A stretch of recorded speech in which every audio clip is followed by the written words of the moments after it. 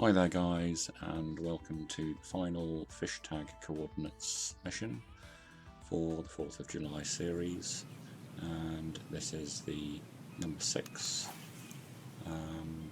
fish tag coordinates number 6, and it's a bit of a mishmash really. As you can see on the left, rainbow trout from Vulcan and common snook from the Everglades, striped bass from here in St. Joachim, and bull trout from Canoe. And we spoke about the striped bass earlier. You can see I'm actually fishing down from the Crichton Dam and fishing straight out to catch this last historic striped bass, but I actually caught them from the piers, and as you saw earlier, from this going to the left as well. So lots of different ways of getting that. You need the star-spangled crankbait, and that should be fairly straightforward.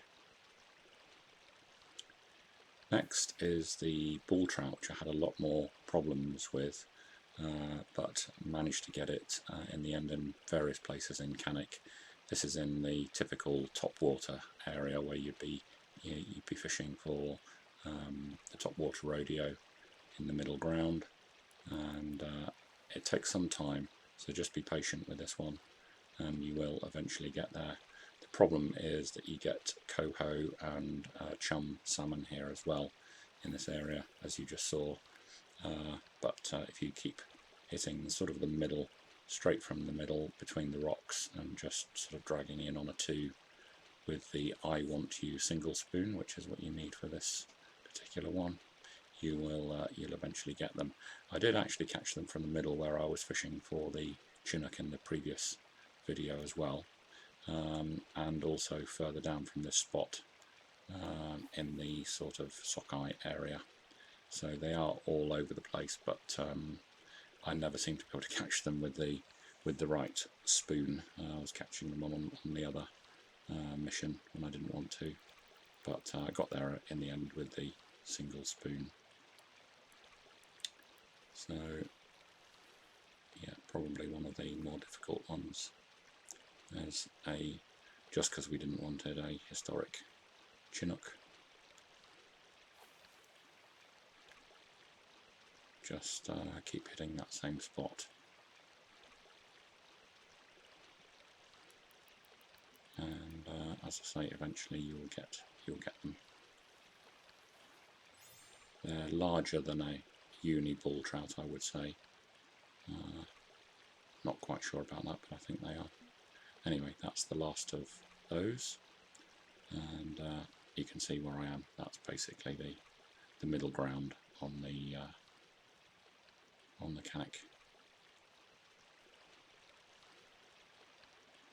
Canoe site, just going straight across into the middle and pulling in on a stop and go on a 2.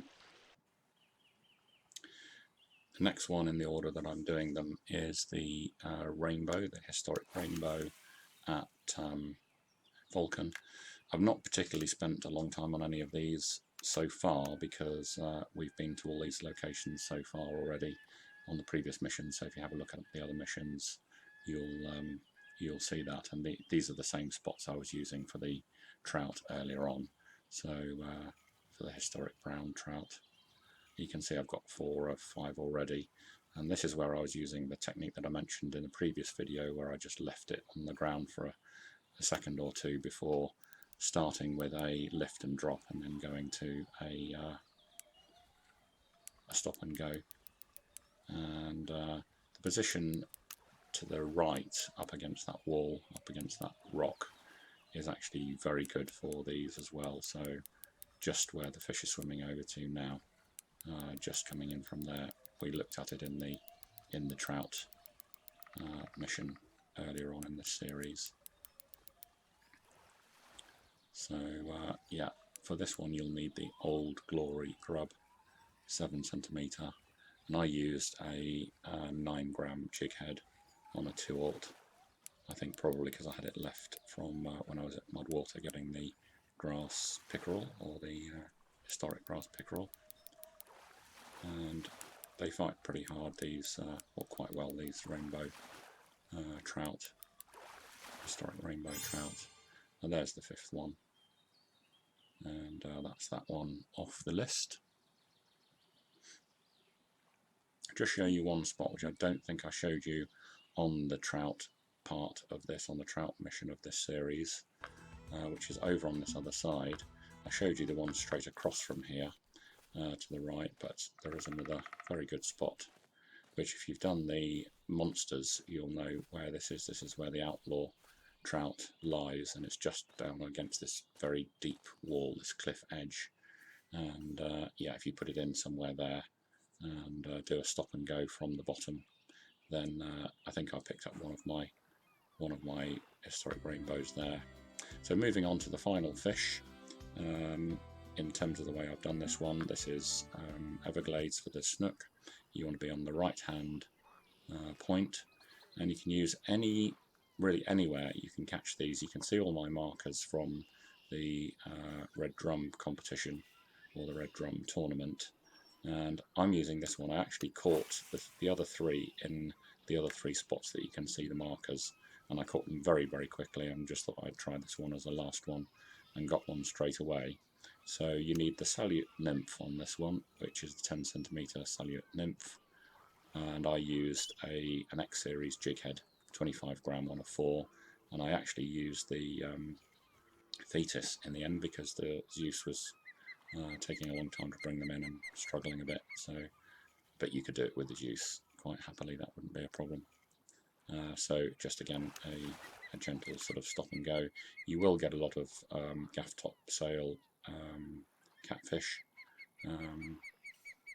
You can see I move on to this spot, so I didn't get it straight away on that one, but I had already just caught one on this spot. So it's strange, some of these fish seem very easy to get and some very difficult to get. The historic bull trout took me a long time, but these I got very quickly, and I guess one of the reasons is there's really only 3 species in this area of note, and that's the red drum, the gaff top sail, and the snook.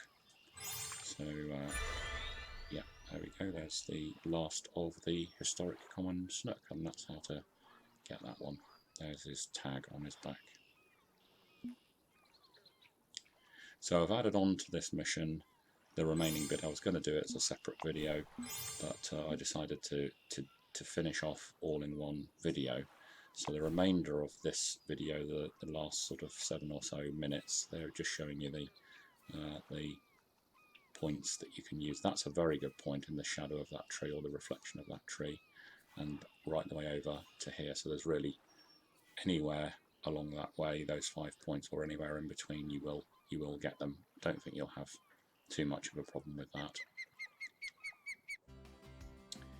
So at this point we obviously need to do the canoe part. So the actual location is down here on the left, very left. It's just off the visual map there, but you can see that it's there. You can find it with the coordinates. Excuse me, as I mentioned before.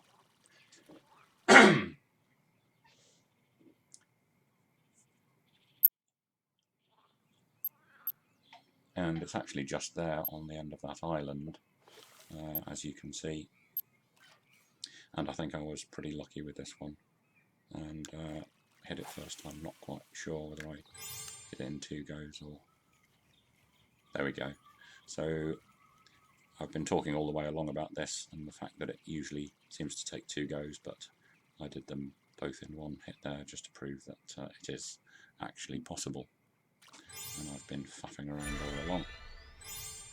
So there we go. So that's the final part of the sword, the final shard of the sword, and so we can proceed to the final sections of this video now. As I say, I was going to put it in a separate video, but I decided to do it together, tying in the Cannonball salute, because at this point I'd managed to get 49 of my 50 cannon shots done, so I decided to tie it all into one section in the end of this video. So we need to go to Emerald to do the actual Independence Treasure Hunt end, but for the Cannonball salute I needed, as you can see, one more fire, and then, as I say, the restoration of the statue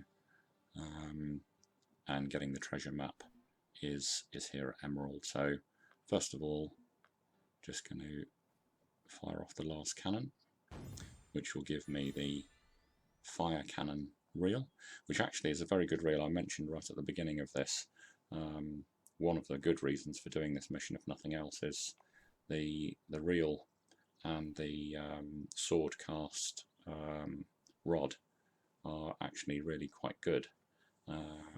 Only really used them recently on my Steam account, and they're actually pretty good kit. So yeah, that's one of the good things about this mission. So we've got the fire cannon reel, and we're just going to whiz over now to the island.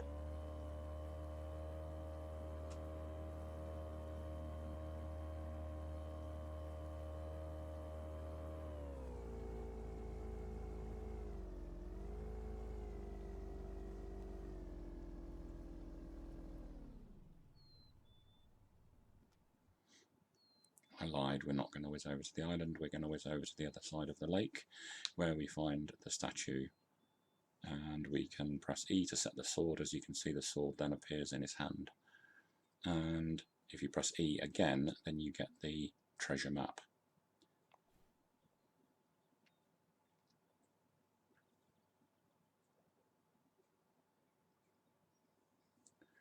So the final section of this is that you need to go to the Everglades again, which again is a little bit of a pain. You can see that they've got it worked out in terms of running you around everywhere and making you spend your credits on travel. And in this case, you can see if you click the I there, it tells you where to go, like all the other coordinates do. But with this treasure map, we'll actually pick up the 2 prizes that you get from the chest. Now it's over here where we were fishing from a minute ago for the snook, and if you actually go behind to the back of the decking and then go around this corner, you will see there's a huge galleon in front of you, and if you go around the other side of the galleon, you can go in through one of the timbers and press the E key with your map in your hand, and that finishes the mission. So you get as a reward a revolutionary jacket, which as far as I'm concerned is useless, and the sword cast rod, which actually is pretty good. It's not bad at all, and I have, as I say, just recently used it in a competition, I think, or even a tournament, but certainly in a competition with the fire cannon. The problem with using the revolutionary jacket is, of course, you get to have to dump all of your kit because it can't take any kit. So this is what we've done, these two, and you can see all the bits to it all, down below. So it's taken basically a week of evenings to do, but I hope you've enjoyed that, guys, and I look forward to seeing you in the next video, which will probably be one of the new fish monster ones. I think there's one at Ghent, I'm not sure, but need to catch up on those. So I will be doing some of those in the week, and look forward to seeing you in the next video. Thanks very much.